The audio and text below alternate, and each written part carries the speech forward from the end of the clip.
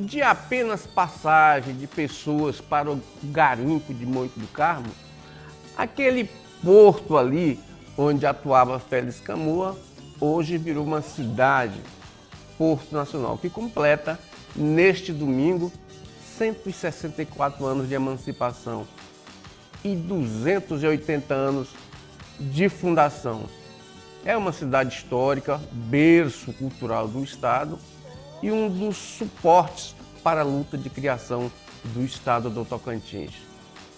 Parabéns, Porto Nacional. Muita luz para essa população e muita sabedoria para o povo portuense. Essa terra é nossa pátria.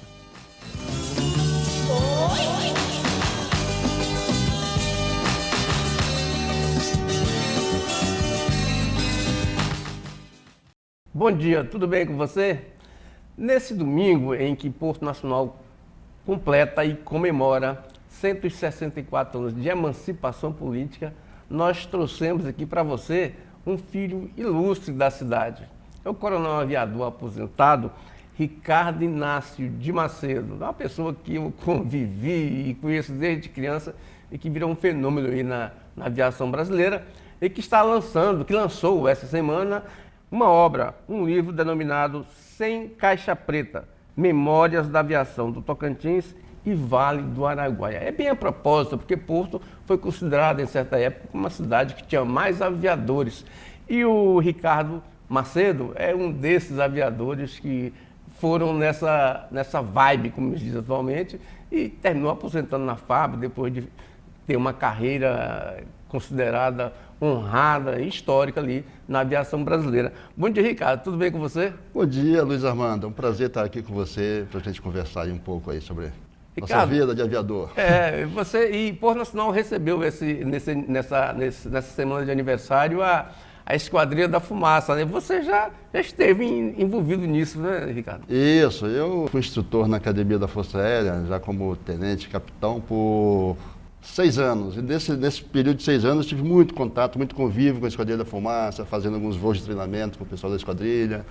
Né? E a aeronave que eu voava na época era a mesma da esquadrilha, que era o Tucano, e vinha muito a Porto Nacional fazer algumas acrobacias aqui. Ricardo, não dá um frio na barriga fazer aquelas acrobacias, não? A gente acostuma, né, Luiz Armando? Treinamento. E a partir de determinado momento você não faz aquilo ali por prazer, por diversão, passa a ser gostoso, né? Sem frio nenhum na barriga. Você lançou esse livro aqui, Sem Caixa Preta, né? Memórias da Aviação no Tocantins e Vale do Araguaia. Você faz parte de um grupo de pessoas em Porto Nacional que naquela época e ainda hoje tem uma escola de aviação lá, né? Tem aquela paixão pela aviação, porque piloto tem que ter a paixão por aquilo, né? Porque é algo, né? Verdade. Né? De coração mesmo, né? Para ter coragem para entrar ali e seguir adiante. Tem que ter prazer em fazer aquilo ali. Prazer, e é difícil, né? O que você trata nesse livro, Sem Caixa Preta, Ricardo? Pois é, vamos lá. Eu vou primeiramente falar do título, né? Sim. Sem Caixa Preta. Por que eu escolhi esse título, Sem Caixa Preta? Como grande parte das pessoas sabe que é a caixa preta? É um equipamento que fica dentro das grandes aeronaves, né? Que ela registra dados de vozes e de dados de voo também. Né? Toda a conversa ocorrida na cabine dos pilotos ali nas últimas 2 horas ficam gravadas. E todos os dados de voo, altitude, velocidade, motor funcionando, com que potência, tudo, até a hora se houver um acidente, até a hora do impacto, está tudo gravado. É aquela caixa preta que não é preta, é laranja. É laranja, até isso, é o detalhe. Até eu botei o detalhe laranja na capa aí também. A maioria das histórias que está nesse livro aqui, né? São histórias da aviação pequena daqui da nossa região, do Tocantins e Vale do Araguaia. E esses aviões não possuem caixa preta. E como é que a gente conseguiu resgatar essas histórias, então? Através de uma conversa com os protagonistas das histórias, ou de familiares, entendeu? Amigos, né? que presenciaram os acontecimentos e nos trouxeram essas histórias. Então, eram inúmeras histórias, né? E aí eu falei, poxa, temos que levar isso aí para um livro, né? E aí eu fiz assim, sem caixa preta, conversando com todas as pessoas e colocando aí histórias desde o primeiro pouso da aeronave em Porto Nacional, que aconteceu em 1935 pelo Lísias Rodrigues. A priori, isso remete a uma avaliação política, né? Ou seja, sem caixa preta, né? A questão... Então, mas eu estou esclarecendo exatamente para... A dubiedade. Para dizer que sem caixa preta, que não tem nada a esconder. Na verdade, as histórias que estão aí são histórias verdadeiras, verídicas, histórias de heroísmo, histórias de pioneirismos, histórias, às vezes, de brincadeiras entre os pilotos, mas também de acidentes, de tragédias, mas nada amedrontador. São histórias boas de serem lidas, porque ela traz, quando eu falo com relação a acidentes e tragédias, a gente, na nossa infância, nós ouvimos muito de acidentes ocorridos com pilotos de Porto Nacional, né? De famílias conhecidíssimas, né? E a gente era criança, era jovem, não entendia muito bem, então eu procurei esclarecer isso aí, trazer essas histórias e colocar no livro né, de forma bem tranquila. Você foi atrás de depoimentos? Depoimentos, conversar com as pessoas, gravar, inclusive de pilotos que têm hoje 80 anos de idade, como o comandante Adir, suas histórias interessantíssimas que estão no livro aí. Agora, Ricardo, você, na verdade, você não fez o curso de piloto em Porto Nacional, não, mas você já vem de outra geração, né? Isso, o curso meu foi todo na Força Aérea. Eu saí daqui com 16 anos, né, no exame de Porto Nacional, e para a Força Aérea, concurso para a Força Aérea. A partir daí, segui toda a carreira, passei 37 anos nas fileiras da Força Aérea. Agora, você é de uma família tradicional em Porto, né? Família... Sim. Como é que foi a família aceitar essa situação? Não, meu pai era militar, né, do Exército, então, para ele, quando eu me interessei em entrar para uma Força Armada, para ele foi a alegria maior do mundo, né? E aí eu fui para a Força Aérea, ele tinha pretensão de me colocar no Exército, me sugeriu, né?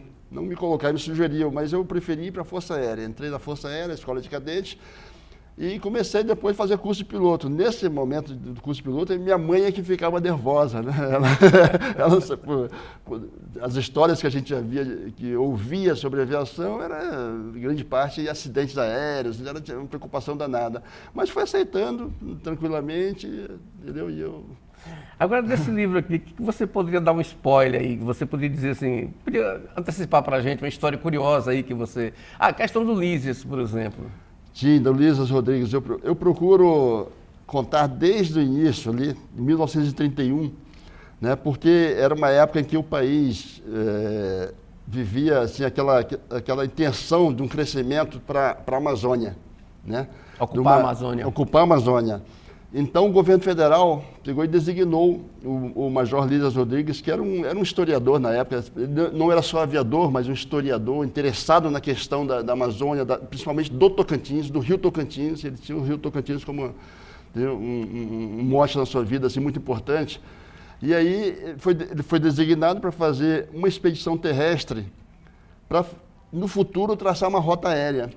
Essa rota aérea sairia do Rio de Janeiro até Belém, porque até 1931 a rota Rio-Belém era feita pelo litoral, né? Salvador, Fortaleza, todo o litoral. Carga tudo por cabotagem. Tudo por não, era de avião, inclusive. De avião, só que o avião ia pelo litoral, porque não tinha pistas construídas pelo interior, né? Inclusive, a Panair, que era uma empresa americana que operava no Brasil na época, ela fazia Miami, Buenos Aires, passando pelo Rio de Janeiro, mas fazia pelo litoral brasileiro, pelo Nordeste. Não cruzava. Então ela tinha interesse direto também em fazer essa rota pelo interior do Brasil, cruzando ali o Rio Tocantins. O governo propôs isso aí, a Panair também gostou da ideia e falou, eu ajudo a fazer. Então designou o Lísias Rodrigues por parte do governo federal e o Blotner, que era o representante da Panair aqui no Brasil, para ir junto, fazer essa expedição terrestre. E a Panair ficou encarregada de, em cada local onde haveria pouso no futuro, colocar os tonéis de abastecimento, para que o avião pudesse vir e fazer os abastecimentos nessa rota do Tocantins, que foi criada. Então, o Correio Aéreo Nacional, por exemplo, então, praticamente o Lísias que criou essa rota do Correio Aéreo Nacional. Aqui da rota do Tocantins foi o Lísias Rodrigues que criou. Né? Logicamente, o brigadeiro Eduardo Gomes, que não era brigadeiro na época, também era major, né? Então houve, mas o Lísias Rodrigues foi que se interessou diretamente por essa questão da rota do Tocantins. Então a expedição terrestre durou 52 dias, Luiz Armando. Ele saiu do Rio de Janeiro, passou Uberaba, Ipameri, Formosa, aí foi subindo, passando São João da Aliança, passando aqui em Paranã, que antigamente chamava-se Palma, né? Depois Porto Nacional, subiu Pedro Afonso, Carolina, Imperatriz, Marabá, até chegar em Belém. E usava inicialmente caminhões até Formosa, depois tropas de burros. Aí chegando em Paranã, mudou para embarcações, pegou o Rio, embarcações, chegou em Porto Nacional, embarcação, prosseguiu até Tocantins, depois Pedro Afonso de embarcação, e foi até Carolina.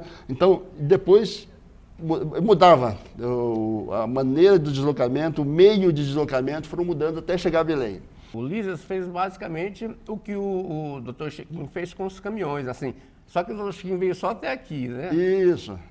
E ele, enquanto o Dr. Chiquinho trouxe aí os caminhões pela primeira vez, o automóvel, né? A primeira vez a Porto Nacional, o Lísias trouxe um avião que chegou 4 anos depois dessa expedição terrestre. Em 1935, ele tinha, quando ele passou em 31, ele deixou encarregado para os intendentes, né, que eram os prefeitos da época, para que ele demarcou cada local. Aqui, vamos construir aqui um campo de pouso nessa área aqui. Em Porto Nacional foi perto do cemitério antigo, tal, de 1.000 metros por 1.000 metros. Onde ficou o setor aeroporto, né? Isso. Era 1.000 metros por 1.000 metros, porque se chamava campo de pouso, não era pista. Hoje é pista. Você pousa uma pista com largura de 30 metros. Antigamente era campo de pouso, que era 1.000 metros por 1.000 metros, sem árvores. Era um quadradão, né? Um quadradão que você podia pousar em qualquer direção ali, dependendo do vento, né? Então, ele estabeleceu isso ao longo da rota toda e pediu, daqui uns anos, ele não tinha precisão, daqui uns anos nós vamos voltar de avião para pousar. Então, por favor, preparem, né? E o prefeito se comprometia através de um documento que ia fazer aquilo. Agora, Ricardo, nessa época aí, por exemplo, o presidente era Getúlio Vargas, né? Isso. Então, assim, os militares, muita gente fala, de certa forma, muito rude com os militares, mas os militares, eles, nessa questão de integração da Amazônia, eles fizeram um trabalho bem feito, né? Você vê essa questão do Lísias Rodrigues, né? Nós temos aí, por exemplo, a questão da Belém Brasília, por exemplo, né? Isso. Então, assim, é uma questão, assim, eles pensavam em integrar realmente, ou seja, era um sacrifício, por exemplo, daquela época. O cidadão, eu estava conversando aqui esses dias, o Bernardo Sayão saiu do Rio de Janeiro para entrar sozinho nesse meio de mato. E aí, o que esse pessoal ganhava com isso? Ou seja, pensava um projeto, em Brasil, na verdade. Pensava no Brasil, na verdade, Brasil, né? exatamente. Não pensava na vida própria dele, né? Isso. Agora, a gente está contando até agora de heroísmo, né? Agora, nesse livro seu, não tem as piruetagens, porque eu lembro da minha infância em Porto, teve uma época, teve um acidente em que morreram 2 pilotos, né? E teve um piloto que era amigo nosso ali, que morava perto da sua casa, que morreu fazendo e teve aquele que morreu fazendo uma pirueta. O Estevão. Rafael Estevão morreu no mesmo voo. Né? Mesmo voo. Que é o filho do seu Mozaniel ali. O Zé Mozaniel. Zé Mozaniel, né? Essas histórias estão todas no livro. Nós vamos resgatar essas histórias aí por pessoas que presenciaram, né? Ou família, ou amigos que estavam perto, assistiram os acidentes. O caso do Rafael Beles foi muito interessante porque se tornou ali uma história, né, quase que uma lenda, né, mas que foi verdade, ali, né? Que foi, porque as pessoas que assistiram, foi na nossa infância, né? Eu particularmente não vi, fiquei sabendo que ele fez o voo, tal, mas não vi o avião voando. Mas as pessoas, muitos amigos viram. E ela está lá, ele fez um voo sobre um avião amarrado. Ele era muito aventureiro, né? Dizem que ele era muito aventureiro, gostava de voar, de fazer, né, aprontar em voo, essa coisa toda. E ele decidiu que faria um voo fora do avião, com o comandante Adir. E o comandante Adir falou, então vamos, Adir Valente. Aí ele foi para o avião, amarraram ele sobre a nacelle do avião, externamente, com cordas presas no montante, ficou preso ali, em pé, e resolveram decolar com ele assim. decolou e... Avião pequeno. Avião pequeno. Decolaram e ele chegava a comemorar o voo. Ele fez um sobrevoo Porto Nacional, foi um voo de apenas uns 10 minutos, mas sobrevoo Porto Nacional, inclusive abria os braços, levantava a perna, coisa desse tipo assim, sem medo nenhum. E pousou com segurança, né? E a morte dele veio depois em outro voo com o Estevão. Tal. E que a cidade parou na morte dele, do Estevão, não? Aquela coisa. Eu me lembro muito bem daquela situação, inclusive eu me lembro do velório do Estevão ali. É um negócio muito triste, mas que eles estavam fazendo o que gostavam, né? Sim. E naquela época, assim, o pessoal de Porto era muito, gostava muito desse negócio de ser piloto. E tinha empresas que empregavam, né? Eu ficava, eles voavam para Codeara, voavam para Pará, tinha muito garimpo aqui, né? Tudo, eles pousavam em pistinhas de 100, 200 metros. Essas histórias dos garimpos aí, parte dela está aí relatada também, né? Porque eram pilotos muitas vezes inexperientes, iam operar em garimpo, fazendas com pistas totalmente improvisadas, né? E então, o acidente era quase inevitável, de vez em quando acontecer um acidente, né? Porque se juntava as coisas ali, a questão do risco era muito grande, né? Mas foi assim que aconteceu, e muitos estão aí vivos para contar a história, né? Muitos, né? Que superaram todas essas dificuldades. A comunicação era difícil, previsão meteorológica não existia, pistas eram mal preparadas, era na enxada, era na foice, né? Cortavam, tiravam aquelas árvores maiores, ficava só a trilha ali para pousar o avião. E assim a aviação foi crescendo e o número de pilotos aumentando cada vez mais, né? Porque havia um incentivo do governo federal, após o final da Segunda Guerra, o Brasil precisava de piloto, porque o número de aviões cresceu no país bastante, estava precisando de pilotos. Tanto que se criou o Aeroclube de Porto Nacional em 1955, né? Quando, em 1955, poucos aeroclubes existiam no Brasil e Porto Nacional já tinha um. Começando a formar pilotos aqui. Ricardo, você que é um coronel aviador, dedicou a vida toda à aviação, o que você diria para esses rapazes aí que estão começando a treinar ali em Porto, naquela escola de aviação? A gente lá, de vez em quando, escuta o avião passando por cima ali. Isso. Olha, o importante é que o piloto hoje, tá? Os pilotos novos hoje, né, eles vão começar a voar.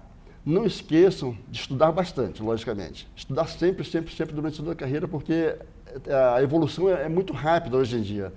Mas não esquecer de pilotar o avião realmente. Aprender a pilotar na mão, porque grande parte dos acidentes hoje acontece em função da dependência da tecnologia, né? Então, pilotar o avião verdadeiramente com a mão, conduzir o avião com a mão, saber o que fazer com a mão em caso de emergência e tudo, é muito importante para o piloto hoje. Tá? Então, nunca esquecer dessa parte. Não deixar só no automatismo, achar que GPS é tudo, que o piloto automático é tudo. Isso é uma ajuda muito grande para o piloto, mas pilotar o avião na mão, isso jamais pode ser esquecido. Na hora que chega um vento de cauda... um pouso com vento de cauda, tem que saber o que fazer. Tem que saber, né? Ricardo, você é daqueles que acha aí que a aviação ainda é o meio de transporte mais seguro? As estatísticas provam isso, Luiz Armando, né? O que acontece é que quando acontece um acidente aéreo, aparece na mídia, sempre, né, são várias pessoas que morrem ao mesmo tempo, né, porque os aviões, a maioria dos acidentes acontece com aviões grandes aí, que aparecem na mídia, isso repercute muito. Mas se você comparar acidente de carro, né, até de bicicleta, as estatísticas mostram que morrem mais pessoas de bicicleta do que de avião, né? É porque de avião aparece bastante. O pessoal acha que quando o carro quebra, você pode parar e descer do carro. Não tem essa chance de parar. Não tem acostamento. Agora, o psicológico é fundamental, né? Sim, o piloto ele tem que estar preparado psicologicamente, né, para qualquer emergência. Desde que ele vai decolar, tirou o avião do chão, tem que estar preocupado, sempre planejando, né, na frente, sempre na frente, onde eu posso pousar, onde eu posso executar um pouso de emergência em caso de um apagamento de motor ou qualquer tipo de pane. Está sempre preocupado, ligado o tempo todo no voo. Ele não pode relaxar, né? Já te ocorreu alguma desorientação espacial? Eu tive incidentes, tá? Eu tive 2 incidentes sérios na minha vida que eu tive. Eu era instrutor em Pirassununga, na Academia da Força Aérea, fazendo um voo com Tucano, e de repente o motor travou em 100%, né? A potência travou em 100%, fazendo as acrobacias, aí travado em 100%... Não planava, não? Pois é, mas estava travado em 100%, aí vem aquela, como é que eu vou levar para pouso? Porque para ir para o pouso você tem que reduzir a potência, reduzir velocidade e potência, para você pousar. E eu não tinha, eu puxava a manete, mas a manete vinha, mas o motor ficava de 100%. Aí eu falei, poxa, como é que eu vou fazer freando e acelerando? Então, ficou travado 100%, o motor girando em 100%. Eu falei, agora como é que eu vou para pousar se o motor não tem mais comando no motor? Não é como um carro que você vai para o acostamento e ali, você está ali no ambiente confinado ali, dentro da cabine, sozinho. Aí o que eu fiz? Eu fui para cima da pista, 2.000 pés de altura, uma altura razoável.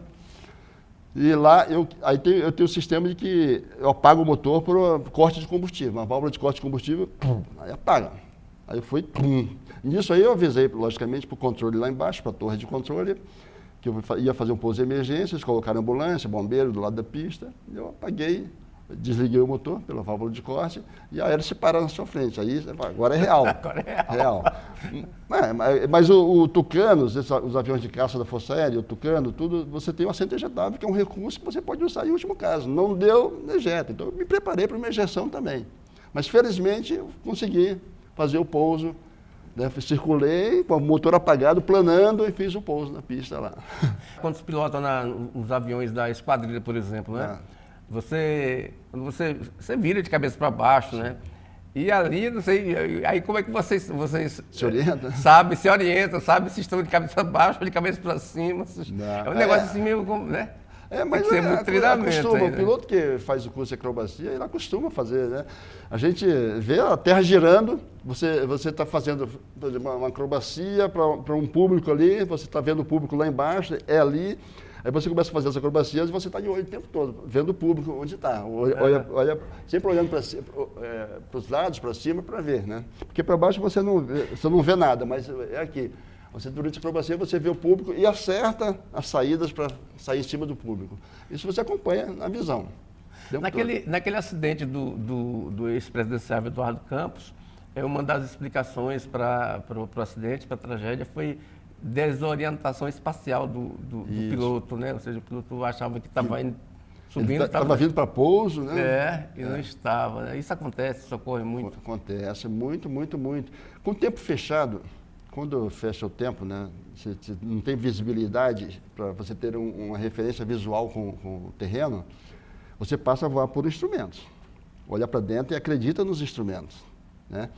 Mas, às vezes, os nossos sentidos, principalmente de ouvido, ele é que dá mais o equilíbrio dentro do avião. Ele pode te enganar, se você tiver um pouco de labirintite, alguma coisa, ele te engana. Agora, se você acreditar nos seus olhos, que está vendo o horizonte artificial do avião, é a saída. Tem que acreditar. Esquece o ouvido, que o ouvido às vezes engana a gente. Ele fala que a gente está em curva, mas o avião, eu estou olhando para cá e não está em curva. Isso já aconteceu comigo várias vezes. O ouvido começa a te enganar dentro do temporal, chuva, raio, aquela coisa toda, olha para o horizonte artificial e acredita naquilo ali, vai. Se vacilar... Aí entra em atitude anormal e vai até o chão. Ricardo, esse livro aqui, Sem Caixa Preta, onde é que o telespectador pode encontrar? Você tem uma rede social, você tem um endereço eletrônico, como é que é isso? Como é que a pessoa diz, não, eu quero conhecer, eu quero comprar, eu quero ter esse livro Sem Caixa Preta do Ricardo Inácio Macedo, Ricardo Macedo. Isso.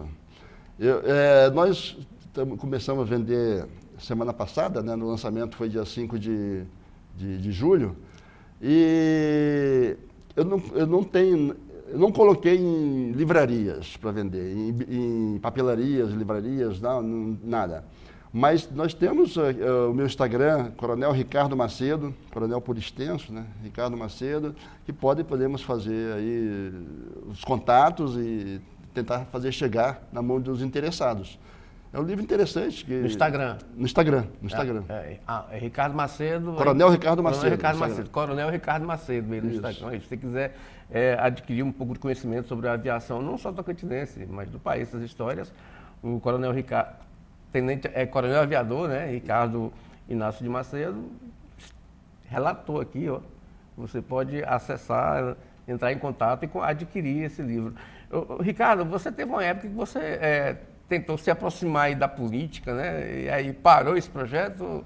Ou você... É verdade. Em 2022, né, Luiz Armando, eu fui convidado, na verdade, né?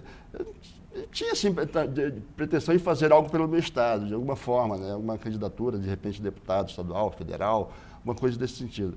Aí, de repente, eu fui convidado pelo partido para ser candidato a governador. Eu falei, mas é isso mesmo? É o senhor o candidato? Eu falei, pensei, consultei a família, vamos para esse desafio, vamos, então vamos. E entramos nesse desafio, foi um grande desafio, mas também um grande aprendizado que eu tive, né? Consegui nessa campanha conhecer o estado, que eu conhecia Tocantins, algumas cidades apenas, visitei quase 80 cidades no estado, então pude ter uma noção mais precisa do que é nosso estado, das mazelas que existem no nosso estado, do potencial que tem no nosso estado, tem muito potencial. Então, essa foi uma experiência boa nesse sentido, de conhecer o estado.